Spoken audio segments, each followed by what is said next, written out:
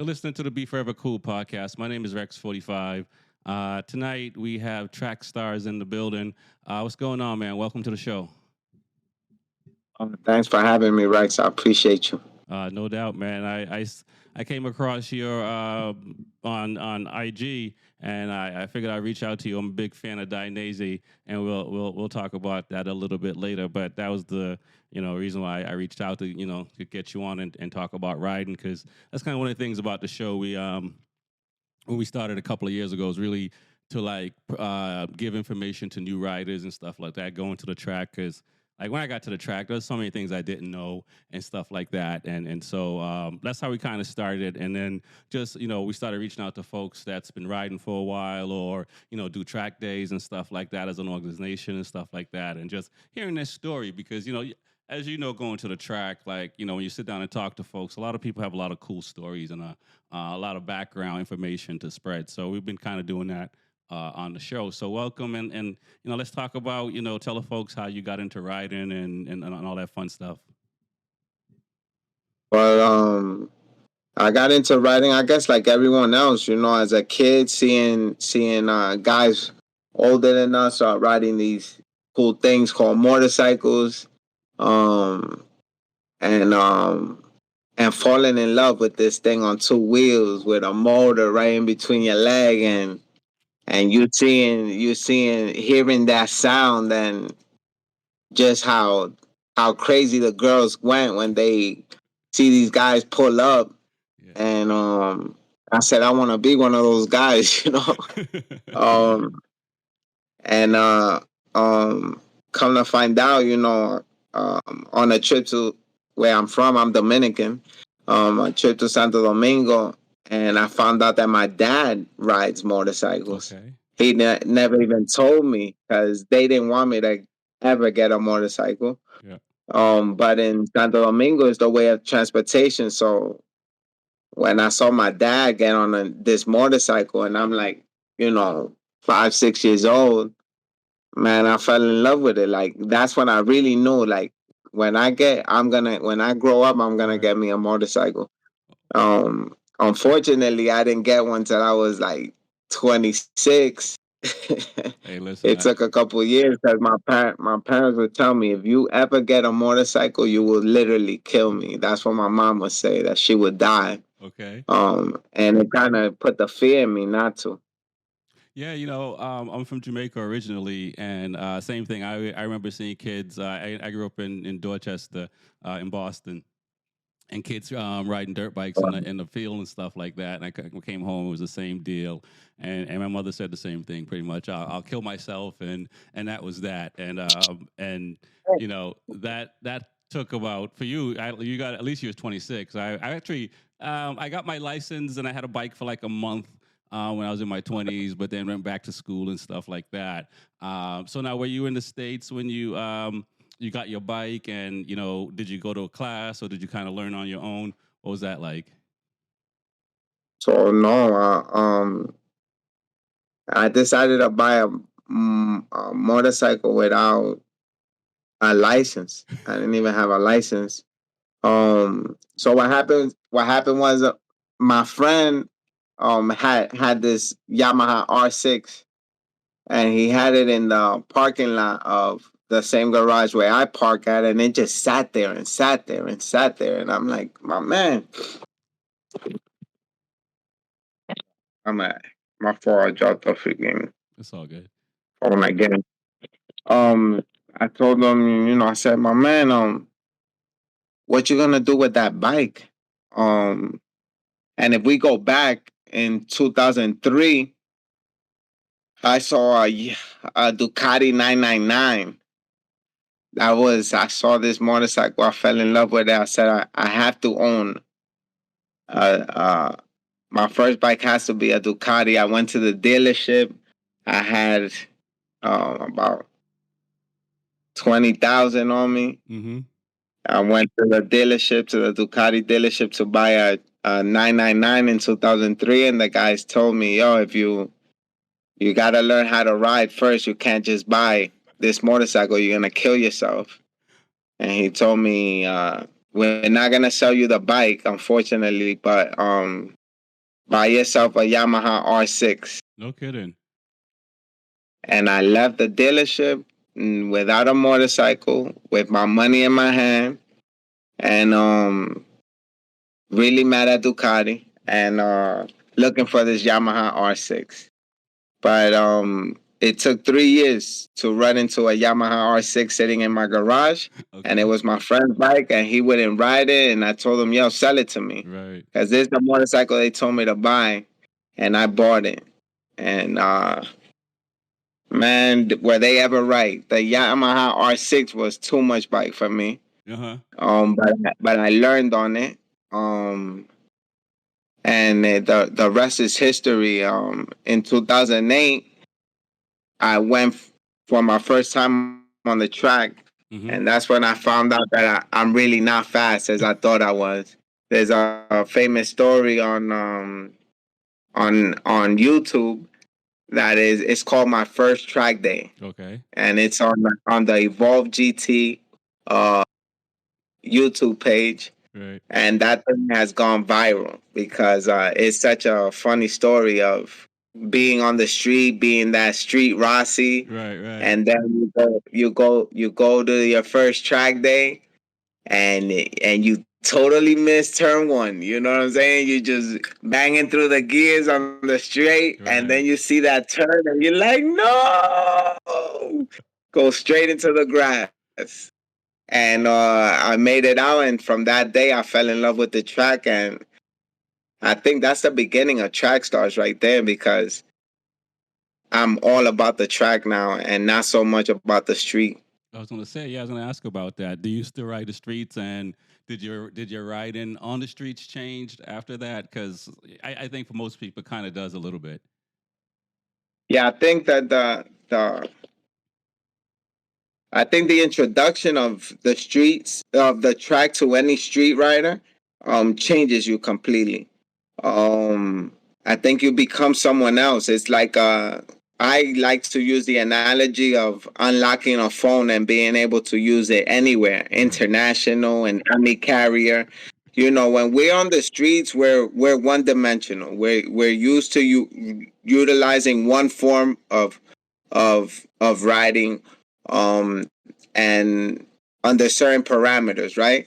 And then when you go to the track, you become this unlocked phone where you can use it with T-Mobile, you could use it with Sprint, you could go to Dominican Republic and use it in any carrier that's out there, and your phone is gonna work. Why? Because you've just unlocked, you've taken all the restrictions off the phone to utilize it exactly how it's meant to be utilized, and almost limitless in function. Right. So that's what the trap does for you. And then you come back to the streets and all you see is straight lines. How long can we hold that gas pinned wide open You're right. at 180 miles an hour, 160, some bikes now even 200 miles an Right. hour. Right. Like, and where's the fun? Weaving in and out of traffic, taking risks to hurt an individual that's not even involved in what you're doing. Right. So it just, when they introduced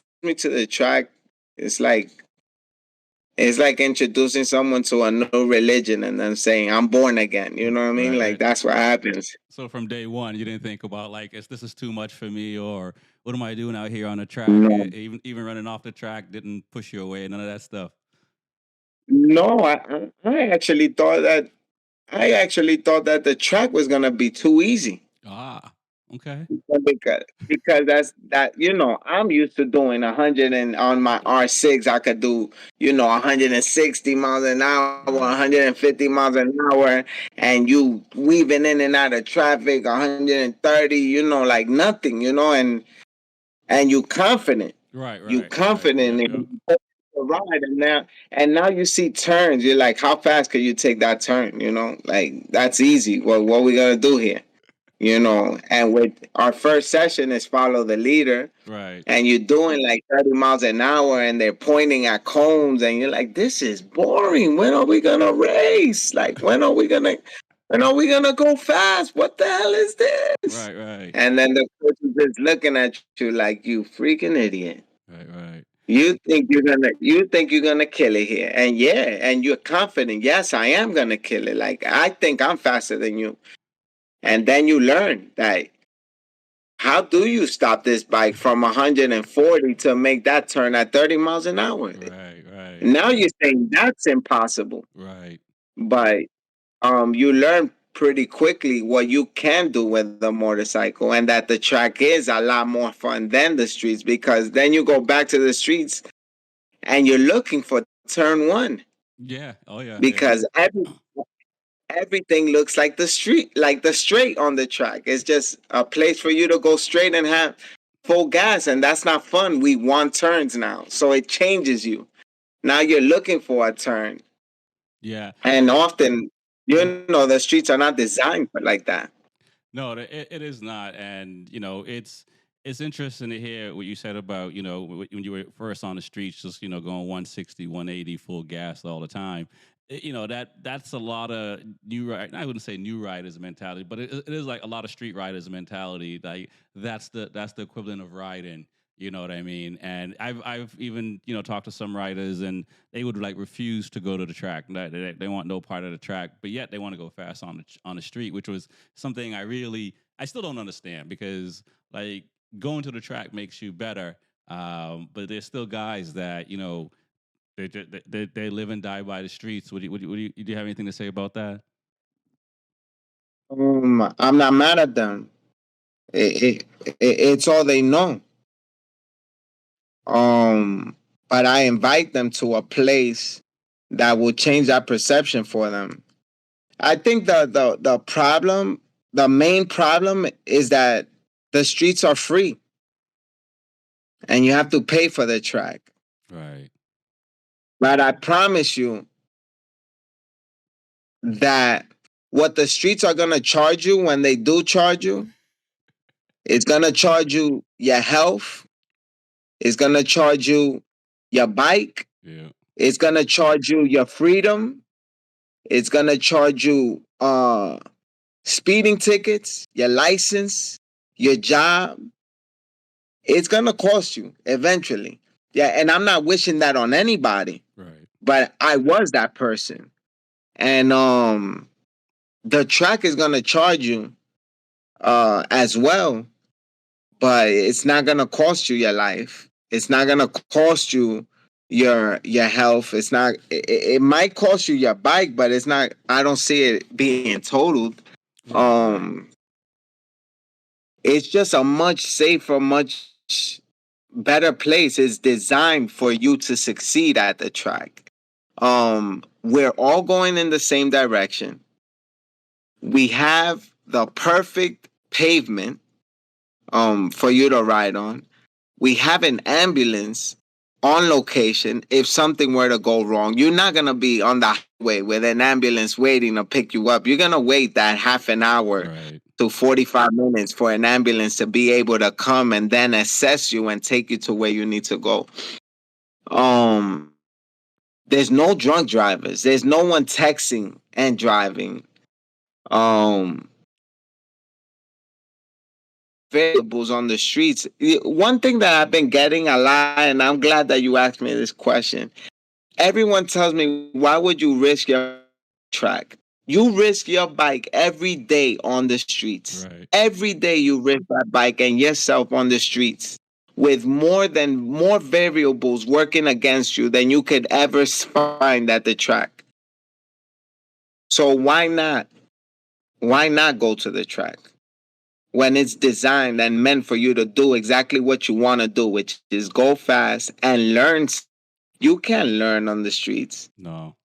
Trust me, everything's against you for you to learn on the streets. But at the track, I'm giving you an open space, no cops, no one to chase you down because you're trying to go as fast as you can, get that knee down, Right. get that elbow down. You know what I'm saying? And no one's teaching you on the streets how to do that. We have coaches that are dying to teach you how to get your knee down, dying to teach you how to go as fast as possible through this track. Actually, challenging you because they want you to be faster than they are. Right. When I'm coaching at the track, there's nothing that gives me more pride, more joy than to see the person I've been working with go faster than me. That's the best reward you could give me. That's what I've heard.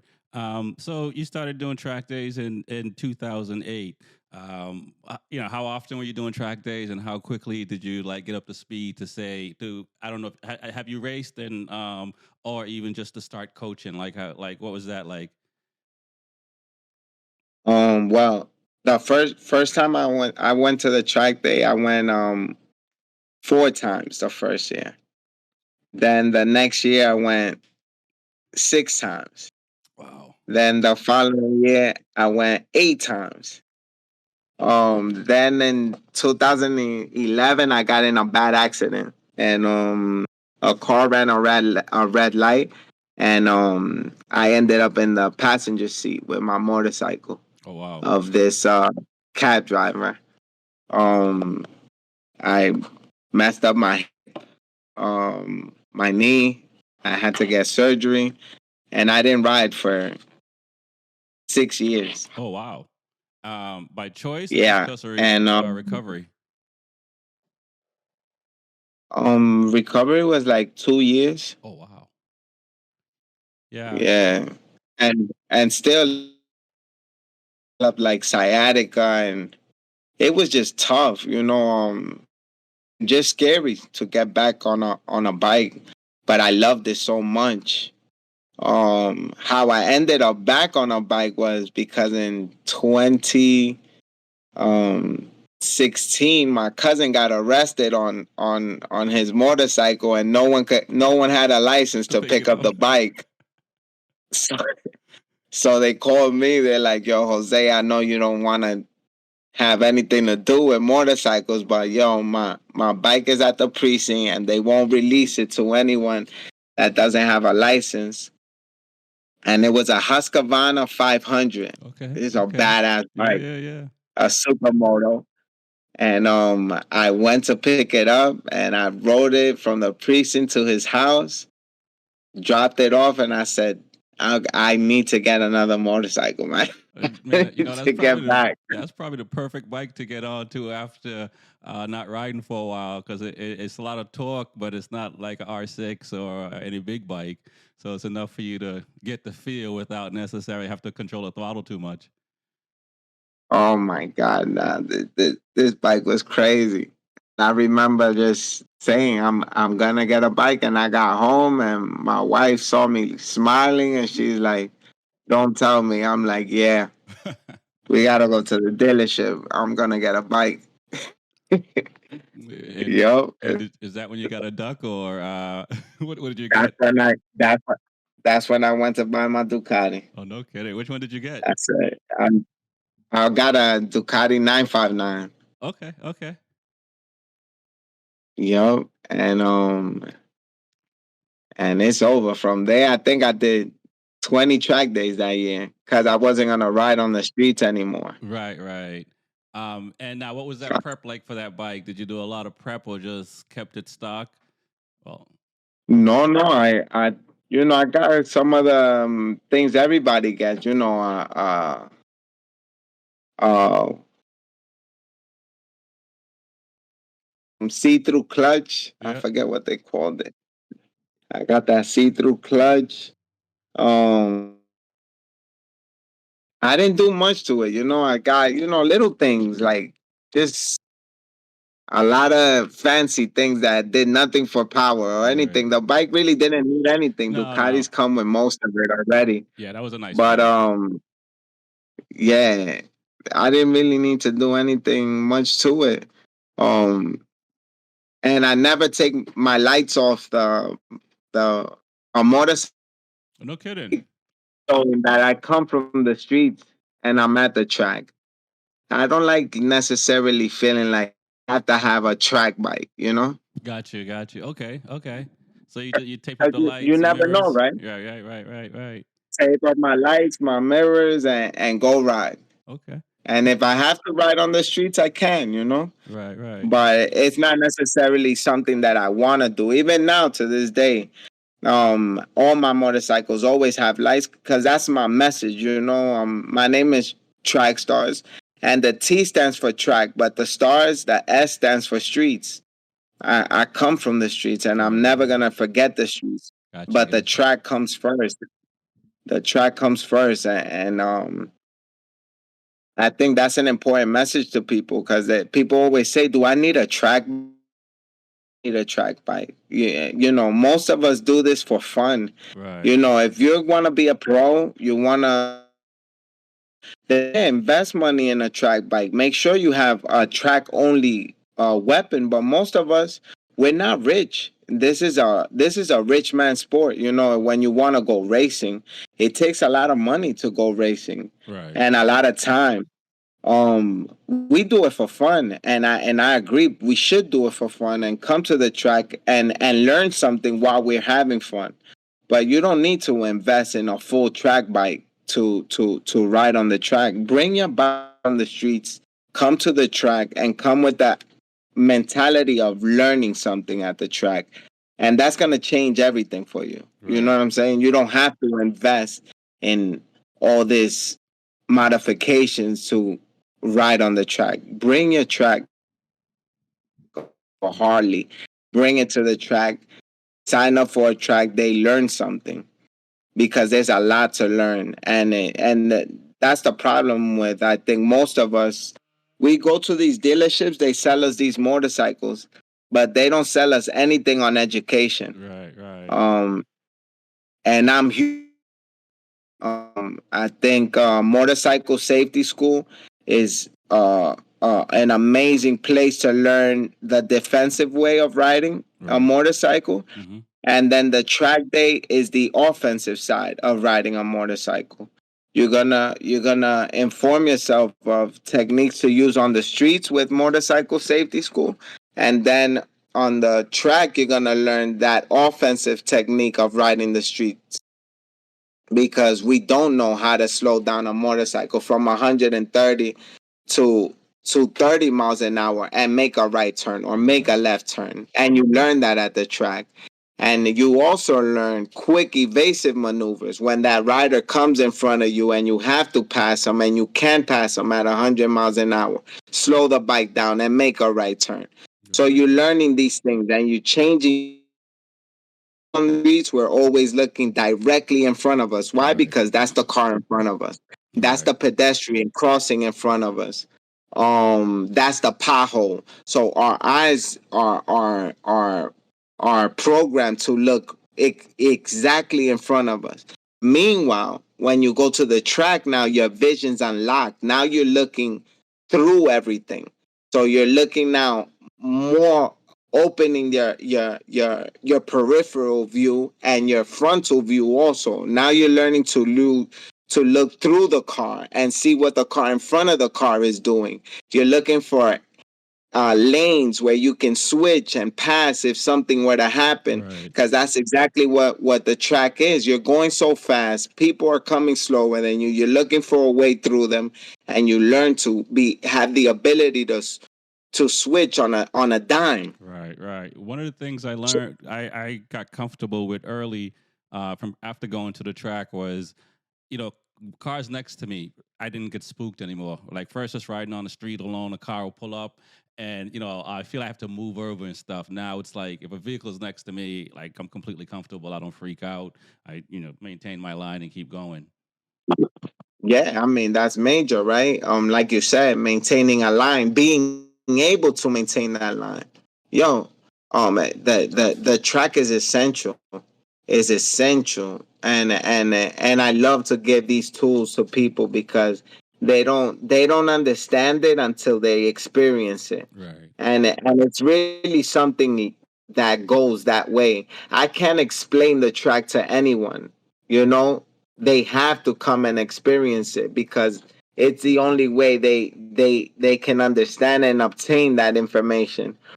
I can have 10 sessions of explaining something to someone on the streets, and you might be able to obtain some of the information, but when we're at the track, it's like it's like giving someone a a shopping spree. Yeah. And you just picking up stuff and throwing it in your cart, and you're like, I needed this, I Yeah. needed that, Yeah. Yeah. I want this, and you just stuffing your car up, and you come out and you go to the streets, and you looking like you hit the lotto when you go back to the Right. streets because you Right. got all this artillery on, all this gear, diamonds, chains, new hats, Right. sneakers, Right. and Right. you picked it up in the only place you could pick it up, and it's at the track because your friend who you thought was shining in the streets, shining, you thought he looked like Diddy to you, Right. Right. man. You just came out looking like Jay-Z. Oh You know what man. I'm saying? You just pulled up to him looking like Jay-Z with 2 days at the track. Right. Right. 2 days at the track. You give me 2 days, Right. You I'll know, change your life on the streets. I will say this about the track. Along with all the gems that you get to focus. You know what I mean? All the distraction goes away, all that noise go away from Oh being yeah. in on the street riding and stuff like that. You literally get to focus. Everyone else is focusing on bikes and stuff like that. So it's kind of you're talking bikes for the weekend. You know what I mean? And that's the cool part, which kind of also maybe you get information that you hadn't heard or you heard but you don't remember. So it is a gem all around, like you're mentioning, because you just locked in for the weekend. No, listen. The number one fear is gone.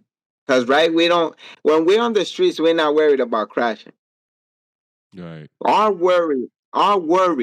number one worry is the dumb driver and the dumb cops. That because that's how we think, Yeah, right? yeah, yeah, yeah. I'm worried about the stupid driver and I'm worried about these stupid cops. No, Right. they those cops meant to be there. You the idiot. You know what I'm saying? I was the idiot going, doing crazy shit, swerving in and out of traffic, thinking that was the cool thing to do. No, I'm the problem in the streets. But at the track, we're the solution. Yeah. We belong there. They want us to go fast. They want us to go and learn. They want us to put our knee down. They want us to go as fast as we can go. You know what I'm saying? So that automatically changes everything for you. Wow. Because you're meant to do this here. You're Yeah. not meant to do that on the streets. No, the stupid car making the lane switch with no signal. Yeah, he was wrong for doing the signal change. But what's worse, you doing 130 or someone forgetting to signal? Yeah, I know. You Gotta know what I mean? Like, you gotta own it, but that right? Yeah. but that was me, Yeah, and I yeah. used to be mad at the person switching lanes. What the hell are you doing? Put your signal on. What was I doing? Lane splitting. Right, right. Now, when I was so you had mentioned coming back riding and getting the 959, and then did you start doing like 20 track days right then and there, a year kind of thing? And let's talk about track stars and when did you decide to start? Tell us about it. Are you hosting track days? What tell us about that as well. Um, so TriStar started because that I did that video for Evolve GT, my first track day. That went viral. And people were asking, yo, where's this guy's social media? I've never had social media until 2020. Wow. Never in my life, never had Facebook, never had I don't know, anything. Right, right. Anything on a computer. I wasn't doing it unless I was sending an email. But in 2020, since that video, so many people asking who I was and can they follow me? Evolve GT kind of said, "Yo, you have to create something because we want to be able to tell people that they can have connection to you if they come here to the track with us, and it just could be track based." So I said, "All right, I'm gonna open one," and I created it in like December 2019, and then I finally posted my first post in 2020, like January. Um, and Track Stars became a thing. Mm-hmm. Um, and I didn't want to host track days. I just wanted to go to the track and keep coaching because Evolve GT made me a coach finally after being so many seasons with them. I learned as much as I could learn from them, and they wanted me to start coaching, and I loved coaching. So then I started to coach, and it wasn't until this year that I hosted my own track day. Okay. I've done 2 weekends at New York Safety Track, and this weekend coming up is my third track day weekend. So yeah, That's it's what's up. been it. And how can people connect and hear more about the event? Oh, just following me on Instagram. On Trax Trax underscore stars Starz, and I'm pretty active on there. Um, Throughout the years, I've built myself. I become an ambassador for Dainese. I become an ambassador for Ducati New York. Um, and various other brands. You know. Wow, that's pretty impressive. Um, and how long between riding with the track day school before they asked you to start coaching? I'm just trying to get an idea how many years that were of just doing track days before you felt or you felt you have learned enough. Um, I was doing track days with Evolve GT since 2017. I became a coach with them in 2020. Wow. So about 3 years of riding with Evolve GT, and probably like 20 to 36 days a year. Wow. Yeah, That's almost like every other weekend.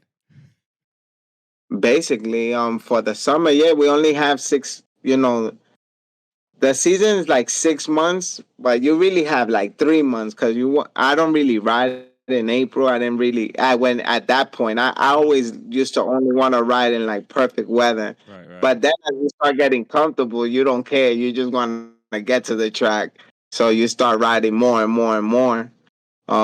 And here we are. 2024. It took me, I guess,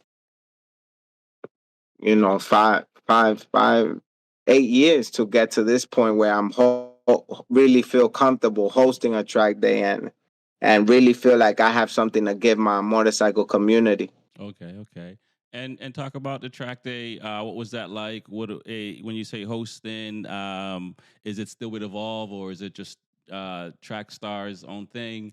And is it kind of pretty much a track day or is it like music and other functions going on? Well, and my like when I do my days, I really don't like too many distractions, but I do roll with certified knee draggers too. They have a lot going on at a track day. With certified knee draggers, it's like a party and a track day because you got music, you Right, got right, food, you got the track day, and then after the track day is more music, more fun, more partying, dancing. Like right, right. Certified Knee Draggers is a party, and you can follow them too at Certified Knee Draggers on Instagram. They have a website also, certifiedkneedraggers.com. And Carlos runs that, and I met him at New York Safety Track, and we've been building ever since. Um, but when it's with Evolve GT, it's a little more serious. Right. This is more of a school. Same thing with N2 track days. Things are a little more serious. Yeah, because Riders Club. I was I gonna. I do days with them. They're Okay. at NJMP. Yeah. Just these are a lot of schools and track day organizers that I really recommend. They're super focused on what they do. They've been doing it for years. And Yeah, you should check it out. Check what days they have available. If it works with your day, you sign up with them. But there's small people like myself that are starting to get into it and do track days, certified knee draggers. is growing rapidly, and they're really good as well. And I'm involved with all these people. Like when they do days, I try to go and help out however I can. So these are the companies that have groomed me into who I am, Gotcha, and gotcha. most importantly, Evolve GT. Nice. And you can check them out at evolvegt.com. Yeah, I've been to Evolve. I've been to Tony's, which is now not Evolve, N2D, and I usually I so I've raced. I started riding in 2012. Started racing in 2013. I didn't do my first track day until 2019. So I was only like, Wow. I was like, like I said, I was in Boston for a while. So I used to do CCS in New Hampshire Speedway, but there were LRRS that way. So I did them for up until 2019, and then go ahead. So you went like reverse. Yeah, yeah, You yeah, yeah, went straight to racing and then track day. That's insane. yeah. You know, Most people do track days and then go into racing. You'll never see them at a track day again, you know? well, that's the hardest. That was the hardest part. But so for me, and then so I did Homestead in 2019 for the first time. I love Homestead. Yeah, yeah, it's a fun. Now I'm down in Florida, so it's pretty much my home track now. But yeah. So for me, I started just racing first and not doing any track days, and I did all right. I started out on a SV2 650, then went to an R6, and my first bike was a Street Fighter 848 that I bought in 2012 new. So I'm more like I like the twins, right? And Yeah. so I went to the R6 and started riding that. And it took a few years. And like you, I got in a bad accident in 2018, fractured a hand and lacerated my spleen, essentially. So no spleen. And so then I didn't take time off. I started riding the following year while my hand was still healing. So by the end of the season, my riding was all off. You know what I'm saying? And that's when Yeah. I started doing track days to get back in shape and get the body positions back right and stuff like that. And I was like, I probably should have did a lot more track days in the beginning. No, yeah. I mean, that's the format, but it's kind of good too. I guess people who want to race, like, there's no real way, like, right, like, to really get into it besides getting into it. Right. I think the track day rider, you learn a lot of things, but when you go to race, you kind of relearn it, and you have to learn it even faster, you know. So I think almost getting thrown into the water is almost better than taking lessons in that sense. If you really want to go racing, because you can't spend too much time, right, learning, especially at our age. Now, if Right. you're like 5, 6 years old, and now you're getting groomed into it, yes, it's perfect. But when you want to become pro, if you're starting at 18 years old, you started too late. Yeah, for sure. You For know, sure. at that point, Unless you're just Josh go Hayes. into race. Yeah, Um, it's definitely harder starting later. And I found one of the things that in the beginning was just getting that mindset that I'm not racing. You know what I mean? Like I'm not racing. So like yeah, it's so so that is still still a little weird. I'm, going out there and stuff no, like that. Um, but I went down to a RC 390 KTM just to work on corner speed and stuff like that. So it's like I go out there on that bike and it's kind of fun because like once I get comfortable at that, like I'm a big fan of Jersey, right? Um, and I feel I'm pretty decent there. So like I did a California Superbike school, and by like the fourth session of the day, it's like I can pick through the 1000s, on the corners and stuff like that. But then on the straight, they'll pull away and stuff like that. Um, yeah, so like I like the school format, but the like some of the track day stuff. And if it's a new track, I don't go in the advanced group. I try to go in the intermediate just to learn the track as well and stuff like that. So but it's definitely a place if to get better because you can't really a lot of things you can't work on all the things you want to in a race either. You know what I mean? You can work on a corner here or there, but it's also very difficult. no, no, for sure. I mean, especially when you have to familiarize yourself with a track. Yeah, you should do as many track days as you can before you go into the race setting. But I mean, like in places that you already, like you say, it's your home track. You're at homestead. You know it well. Yeah, just go racing. Yeah, yeah. You know what I'm saying? Don't waste time. But I guess the only way you get that experience of knowing a track is with track days. So yeah, I mean, you gotta invest your time in track days regardless, I guess. Yeah, if you wanna go racing or you wanna ride the streets, invest your time in a track day. It's the man, that's the Bible to me. The track is the only place. The track is the only place. The streets is the option. Okay. Now, do you have like a bucket list of tracks that you want to get to and do track days on in the U.S. or I mean, or even probably like, I I think right now my I've been to so many. Um, I've ridden Coda, I've ridden Summit, NJMP. I've gone to Jennings. I've gone to Homestead. yeah, I've ridden Palmer. Right now I think I want to go international. I definitely want to ride Misano. yeah, yeah, Um, I Mogello. want to ride. My dream track is Yeah, Mugello. yeah, same I here. think in the States, the only one I really want to go to is Laguna Seca. Yeah, yeah, yeah. And hopefully I'm gonna do that with YCRS. We have we're like a family, YCRS and Dineze. Mm-hmm. So I'm hoping one day to go and get to experience Laguna Seca with YCRS. And Okay. that's another huge school, right? Like you mentioned California Superbike.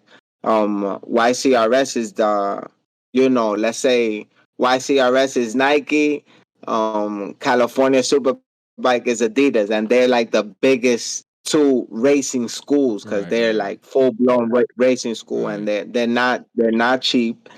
But how they teach is just almost one-on-one experience, right? Oh yeah, yeah, And absolutely. YCRS is one of my dreams to ride with them at Laguna Seca. So hopefully I get to do that in the coming year in Yeah. 2025. So far, myself and a couple of riders are planning to do it next year, man. So once we figure out when, I'll definitely send you a message to see if you're available. Nah, yeah, keep me posted. I would So I, I would I would love to join, man. yeah, yeah. My trailer holds 4 bikes, so we could figure something out. Yo, that's a fact. We gotta talk. So yeah, yeah. But I always say that like it's such a big investment, but I think it's a necessary investment. I think once you have like I tell people they ask me, oh, when should you do California Superbike or when should you do YCRS? And I always say you should do it once you felt that the track isn't giving you enough right. of the tools that you want or you feel you've gotten the basics down packed, then yeah, now it's time to make that investment of $3,000 and go see YCRS for 2 days of schooling at a professional level. I completely agree. Yeah, I completely agree. And it made it for me. It made a difference. The 2 days. It fixed one of the main things I had issue with, and like it was so simple too. And it was, but it is what it is. But it definitely did help me become a better writer. And I did that a couple of years ago. But yeah, man, I want to Uh, thank you for coming on. Anything else you want to get off your chest before we wrap up? I did want to talk about Dainese and gear and what kind of gear because we're doing a giveaway on this show starting this month. We're giving away a custom works Dainese suit, custom boots, and glove by joining the Patreon.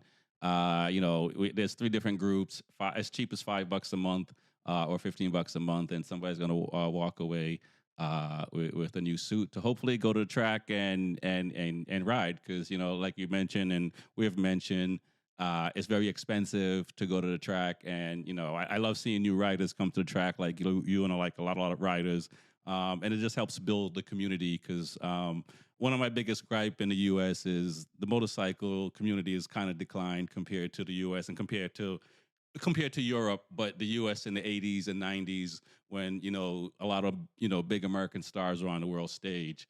So so that's so this is us trying to give back and give away a Dainese suit.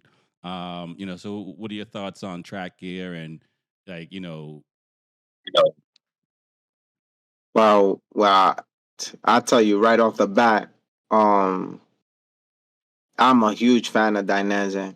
Um, and obviously I'm an ambassador for them now. But man, before I even thought about being anything motorcycle related, I knew I wanted to be one person, and that's Valentino Rossi. right, And he wore AGV helmet, and he wore Dainese boots, gloves, and suit. And that's what I purchased because I knew he was the best. right, And if he trusted Dainese to do what I was watching on TV that I wished and dreamed of doing, I knew I had to do it in whatever he was wearing. And Dainese is what it is now and still and will continue to be the best gear you can buy for your money. It's not only the most stylish, it's not only the coolest looking, it's not only the Gucci of the industry. It is the safest thing you can wear on the streets and on the track. The technology is just the best, right. and the materials they use are the best. And there's nothing cheap about the brand. But luckily, with people like myself and people like you who want to give back to the community, I host events at Dainese with some of the best deals you can get. And people like Lewis that was on your show, who runs the racing division for Dainese in the US. He tries to take care of every racer that comes across. If they have the right mentality and the right representation, he will go beyond his capability to get you in the best gear, which is Dainese. He picks these people, handpicked, and when Dainese picked me to be an ambassador, I guess I was that representation. And also, and I don't pick anyone, but because I pick everyone. Come be a part of this brand. Come get the best looking gear and have the safest gear. With Dainese. So I'm glad that you guys are doing this giveaway.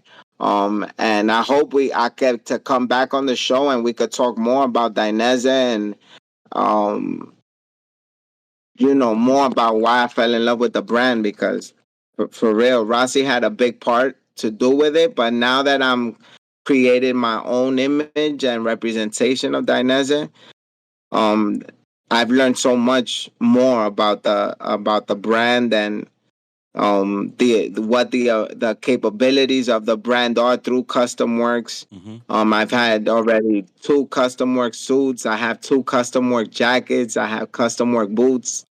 So it's just amazing that a brand like Dainese lets you customize your own gear to your specifications, Right, and they right. do everything to make sure that it comes out exactly the way you want it.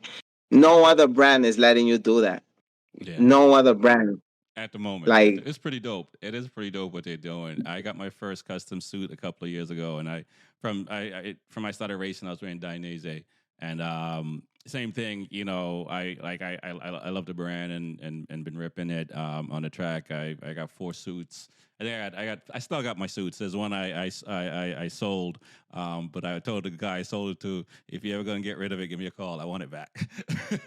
You know what I nah, mean? yeah, yo, that next time I come on the show, Uh huh. well, I'll make sure I'm home so I can show you my whole setup All and right, that's and what's we up. could go through my jackets and my stuff. All right, that's what's Cause up. I have a real collection. Okay, okay, that's what's up, man. Definitely, man. Hey, man, I don't want to hold you too much longer because I know you're a very busy guy. I do appreciate you coming on, man, and definitely I'd love to have you back on and chop it up some more because this was very informative and I can't wait to meet you in person, man. So thanks a lot. Same thing, Rex. Thank you for having me. You're more than welcome to come ride with me at my track day this weekend, and it'd be really cool to have you there. Maybe you could even do like a couple interviews from the track day. Right, It'll be right, right. crazy. You Yeah. got open invitation. All right, man. I might be in Boston this weekend, so I'll try. But definitely, if plan out in the future, definitely would love to come up and do some things. So definitely appreciate you coming on. All right, Rex. Have a good one, man. Thanks for having me. Thanks.